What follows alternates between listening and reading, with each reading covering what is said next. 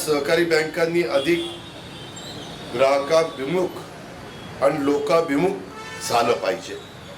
स्पर्धा मोठ्या आहे, काही जागतिक बँका, काही देशाच्या पातळीवरच्या बँका, राज्याच्या पातळीवरच्या बँका, जिल्ह्याच्या पातळीवरच्या बँका, सहकारी बँका, अनेक प्रकारचं जाळं तिथं निर्माण झालेलं आहे। आणि त्याच्यामुळं पूर्वीचा काळ आणि आताच्या काळामध्ये आमूलाग्र बदल झाले।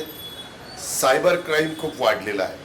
आत्ताच मी इथं यायला थोडा मला उशीर झाला, त्याचं कारण मी सायबरच्या संदर्भामध्ये काय हा क्राईम होऊ नये म्हणून खबरदारी घेतली पाहिजे याबद्दलचं मला प्रेझेंटेशन तिथं देत होते।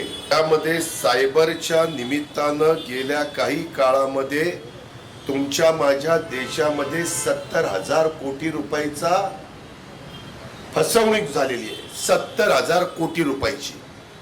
लाईटली घेऊ नका, तुम्ही विश्वस्त आहात। संचालक बोर्ड मालक नाहीये, मालक सभासद आहे आणि त्याच्यामुळं सभासदांचं हित जपणं हे आपल्या सगळ्यांचं काम आहे, कर्तव्य आहे।